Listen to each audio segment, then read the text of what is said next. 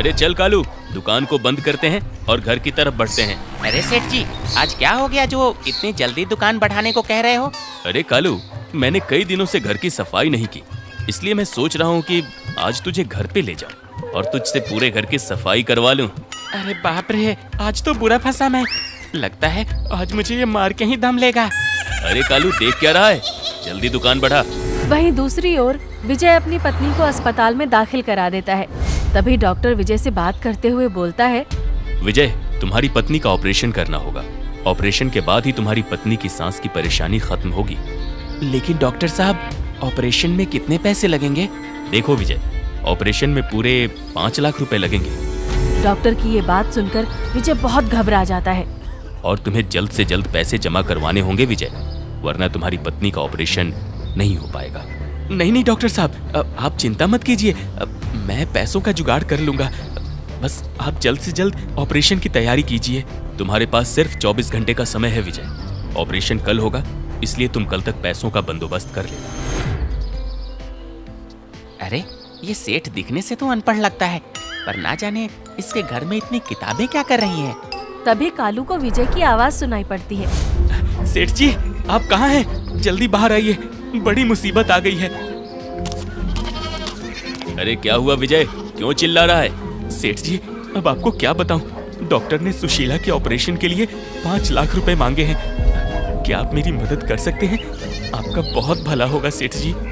विजय, अभी तक तूने मेरे पहले उधार के पैसे वापस नहीं दिए और तू चाहता है मैं तुझे 5 लाख रुपए दे दूं? और तूने क्या मुझे मूर्ख समझा है? हाँ, 5,000 तू चुका नहीं पा रहा है और 5 लाख की बात करता है। निकल इधर से। सेठ जी, मैं मेहनत करके आपके सारे पैसे चुका दूंगा, कृपा करके आप मेरी मदद कीजिए। अरे तू यहाँ से जाता है या तुझे धक्के मार के इस गांव से निकालूं? सेठ की ऐसी बातें सुन विजय निराश होकर वहाँ से चला जाता है। अरे अब कालू, तू क्या मेरा मुंह देख रहा है? चल जल्दी झाड़ू उठा और पंखे की सफाई में लग जा। हाँ, मैं तो बोतल से निकला हुआ जिन हूँ ना, कि पूरी घर की सफाई एक दिन में ही कर दूंगा। मौका मिलने दे सेठ, एक दिन कालू क्या चीज है तुझे दिखाऊंगा जरूर। किताबों की सफाई करते करते कालू को नागतंत्र की एक किताब दिखाई पड़ती है और कालू उसे खोलकर पढ़ने लगता है। अरे वाह, ये किताब तो काफी रहस्यमयी लगती है, एक बार इसे पढ़कर देखता हूँ। कालू काफी समय तक वो किताब पढ़ता रहता है। अरे वाह, यही सही वक्त है अपनी किस्मत को आजमाने का। पर मैं किसी भी तरह की मुसीबत मोल नहीं लूंगा। जो भी इस किताब में लिखा है ऐसा करता हूँ, पहले सेठ पर ही आजमा के देखता हूँ।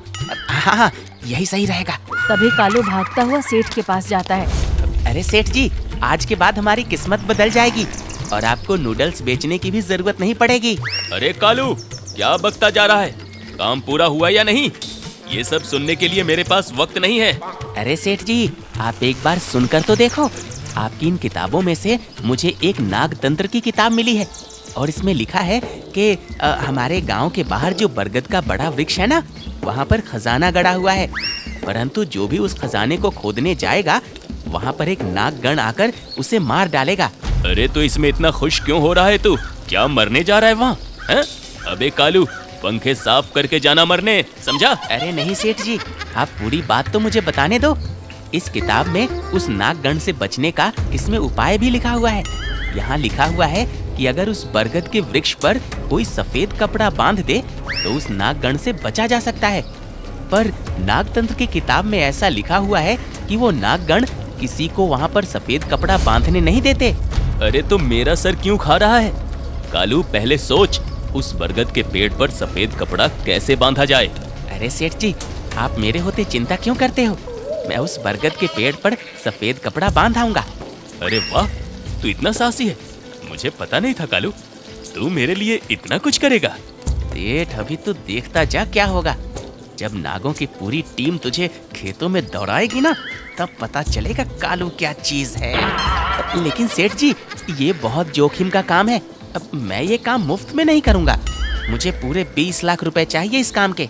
20 लाख तो नहीं, अगर तू बोले तो 20 लाख जरूर दे सकता हूँ तुझे। सुबह सुबह कुछ खा के आया है क्या? कभी जिंदगी में एक साथ 1 लाख रुपए भी देखे हैं? चल अब निकल इधर से। अरे सेठ जी, आप मेरा विश्वास करो, एक बार वो खजाना आपके हाथ लग गया ना, तो क्या 20 लाख, आप तो अरबपति बन जाएंगे, अरबपति। गांव के सबसे रईस आदमी और सरपंच भी आपको सलाम ठोकेगा। चल तेरी बात एक बार मान भी लूं तो कालू इतने पैसे मैं तुझे कहाँ से ला कर दूंगा?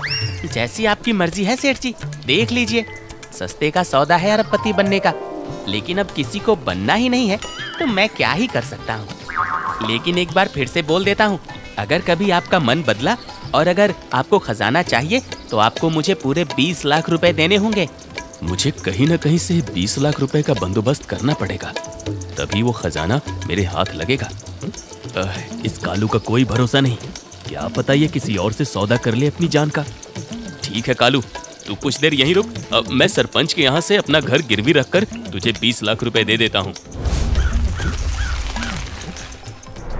सभी रिश्तेदारों ने भी पैसे देने से मना कर दिया है और सेठ जी ने भी पैसे देने से मना कर दिया है।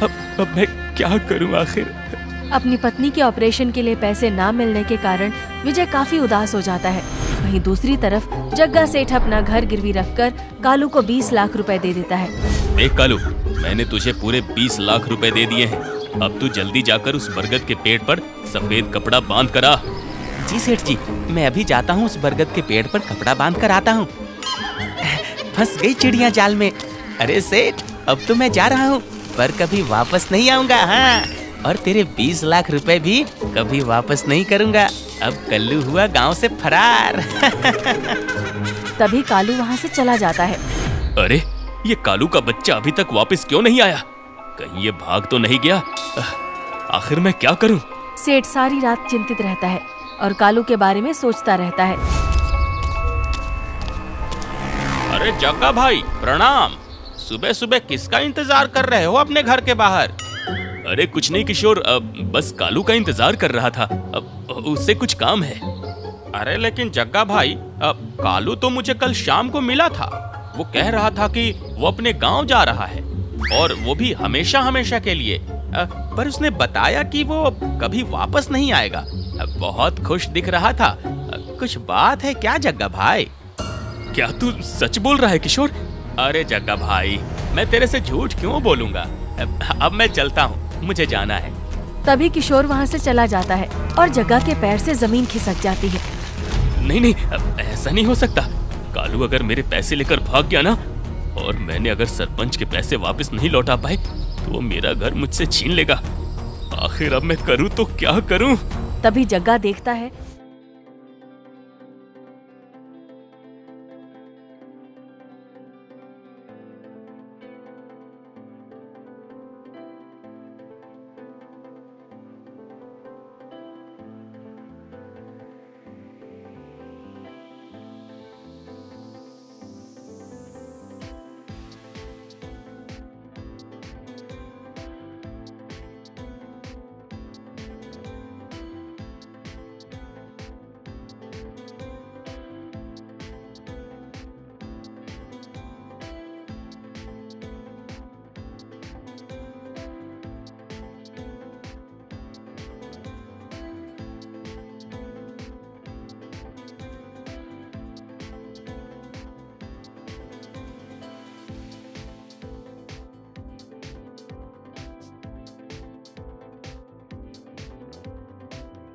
कि सामने से विजय आ रहा है। अरे वाह, ये बकरा तो सामने से चला आ रहा है। इसी को जाल में फंसाता हूँ। सेठ जी, अच्छा हुआ बाहर ही मिल गए। मैं आपके पास ही आने वाला था। विजय, मैं भी जानता हूँ कि मैंने कल तुझसे ज्यादा ही गुस्से में बात कर ली थी। अब मुझे इस बात का बहुत पछतावा है, परंतु अब मैं तेरी मदद जरूर करूंगा। क्या सच में सेठ जी आप मेरी मदद करेंगे? हाँ हाँ विजय, परंतु तुझे मेरा एक काम करना होगा। गांव के बाहर वो जो बड़ा सा बरगद का पेड़ है ना, तुझे उस पेड़ पर सफेद कपड़ा बांधना होगा। फिर मैं तेरी पत्नी के इलाज का सारा पैसा दे दूंगा। लेकिन सेठ जी आप ऐसा काम क्यों करवा रहे हैं मुझसे? अरे विजय, तुझे अपनी पत्नी का इलाज करवाना है ना, इसलिए चुपचाप उस बरगद के पेड़ पर कपड़ा बांध कर आ। ठीक है सेठ जी, मैं अभी जाता हूँ। तभी विजय उस बरगद के पेड़ के पास चला जाता है और जैसे ही वो कपड़ा बांधने लगता है तभी वहाँ नागगण आ जाता है। तुम्हारी इतनी हिम्मत कि तुम इस पेड़ पर सफेद कपड़ा बांधने चले आए? नागगण को देखकर विजय काफी डर जाता है। देखिए, मैं यहाँ कुछ गलत करने नहीं आया हूँ। मेरी पत्नी बहुत बीमार है और मुझे उसे बचाने के लिए पैसों की सख्त जरूरत है। मुझे मेरे सेठ ने यहाँ भेजा है और मुझे कहा है कि अगर मैं यहाँ पर सफेद कपड़ा बांध दूंगा तो मेरे सेठ मेरी पत्नी के इलाज के लिए मुझे पैसे देंगे। हाँ। अच्छा, तो ऐसी बात है। तभी नागगण अपनी आंखें बंद कर लेता है और ध्यान करता है और विजय की पूरी जीवन गाथा को जान लेता है। विजय, तुम बिल्कुल सही कह रहे हो, परंतु तुम नहीं जानते कि तुम्हारे सेठ ने तुम्हें यहाँ क्यों भेजा है। अब तुम्हें मैं सारी सच्चाई बताता हूँ। आखिर कैसी सच्चाई? तभी नागगण विजय को सारी सच्चाई बता देता है। यहाँ लालच से जो भी सफेद कपड़ा बांधने आता है वो अपनी जान से हाथ धो बैठता है। हम नाग उसे जिंदा नहीं छोड़ते, क्योंकि ये खजाना हमारी अमानत है जिसकी हम कई सालों से हिफाजत कर रहे हैं। अच्छा, तो ऐसी बात है। वो सेठ मुझसे यहाँ कपड़ा बंधवा कर यहाँ का खजाना हड़पना चाहता है। लेकिन तुम चिंता मत करो विजय, तुम यहाँ से खजाना ले जाओ और जल्द से जल्द अपनी पत्नी का इलाज कराओ। क्या क्या सच में ये खजाना मैं ले जा सकता हूँ? हाँ विजय, जल्दी यहाँ से मिट्टी खोदकर वो खजाना निकाल लो और उसमें से कुछ हीरों को बेचकर अपनी पत्नी का इलाज करवा लो। और यहाँ से कोसों दूर तुम नया घर खरीद लेना और अपनी पत्नी के साथ खुशी खुशी अपना जीवन व्यतीत करना।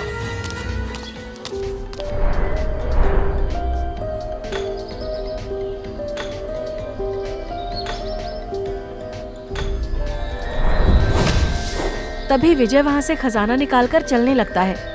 वो नाग से पूछता है, आपने मुझे मारा क्यों नहीं? और ये खजाना जो कि आपकी अमानत है उसे क्यों ले जाने दिया? मैं सब जानता हूँ विजय, वक्त आने पर इस राज को भी जरूर बताऊंगा। ये लीजिए डॉक्टर साहब, ये पूरे 5 लाख रुपए हैं। आप जल्द से जल्द मेरी पत्नी का ऑपरेशन करवा दीजिए। कुछ ही देर में विजय की पत्नी का ऑपरेशन हो जाता है और विजय अपनी पत्नी को लेकर एक नए मकान में चला जाता है। कुछ दिनों बाद सरपंच जग्गा से उसका घर छीन लेता है और जग्गा यहाँ वहाँ भटकने लगता है। कुछ दिनों बाद जग्गा को दर दर भटकते हुए उसे उसके गांव का एक आदमी मिलता है। अरे सेठ जी, आप तो गांव से लापता ही हो गए हैं। आपकी नूडल्स खाने ही नहीं मिलती। अब अपनी दुकान बंद कर दी क्या, या कोई नया धंधा चालू किया है? अरे नहीं घनश्याम, सब समय का खेल है। क्या बताऊं, कभी फुर्सत में बताऊंगा। अच्छा सेठ जी, अरे परसों मेरे भाई की शादी थी तो उसी सिलसिले में उसके गांव गया था। अरे भाई, वो विजय तो बड़ा आदमी बन गया है जो आपकी दुकान पे काम करता था। क्या बड़ा घर बनाया है उसने गांव में, उसके तो दिन ही बदल गए हैं सेठ जी। क्या वो उस गांव में रह रहा है? हाँ? अरे भाई, अब तू मुझे उसका पता बता दे, बहुत मेहरबानी होगी। जग्गा को मालूम हो जाता है कि विजय कहाँ पर है। इसी कारण जग्गा सोचता है कि वो विजय और उसकी पत्नी को मार डालेगा और उनका खजाना लेकर अमीर हो जाएगा। मैंने तो इस विजय को सफेद कपड़ा बांधने के लिए भेजा था, पर मुझे क्या मालूम था ये वहाँ से खजाना ही ले जाएगा। लेकिन अब मैं इसे छोड़ूंगा नहीं। आज रात मैं इसको और इसकी पत्नी को मार डालूंगा। तभी रात होते ही जग्गा खिड़की से विजय के घर में तलवार लेकर घुस जाता है। आज तो मैं इन दोनों को छोड़ूंगा नहीं। अरे आखिरकार ये कैसी आवाज थी? तुम चिंता मत करो, मैं जाकर देखता हूँ। जैसे ही विजय अपने कमरे से वापस आता है, वो देखता है कि वहाँ जग्गा सेठ हाथ में तलवार लिए उसके सामने खड़ा था। जग्गा सेठ, तुम यहाँ? जग्गा नहीं, आज मैं तेरी मृत्यु बनकर आया हूँ। आज मैं तुझे मारकर सारा खजाना ले जाऊंगा। अच्छा, तो तेरी खजाने की लालच ने तुझे इतना अंधा बना दिया है कि तू इस हद तक आ चुका है। जैसे ही जग्गा विजय को मारने लगता है, तभी वहाँ नागगण आ जाता है। तेरा अत्याचार अब खत्म हुआ। तभी नाग की आंखों से लाल रोशनी निकलती है और जग्गा को लग जाती है और जग्गा वहीं भस्म हो जाता है। कोई मुझे बचाओ! आपका एक बार फिर से बहुत बहुत शुक्रिया, पर आप मेरे लिए ये सब क्यों कर रहे हैं? विजय, तुम एक सच्चे इंसान हो और ये सब जो भी तुम कर रहे थे वो अपनी पत्नी के लिए कर रहे थे, जो कि खुद एक बहुत बड़ा काम है। आज मैं तुम्हें एक और बात बता रहा हूँ। तुम्हारी पत्नी पिछले जन्म में हमारे नागलोक की रानी थी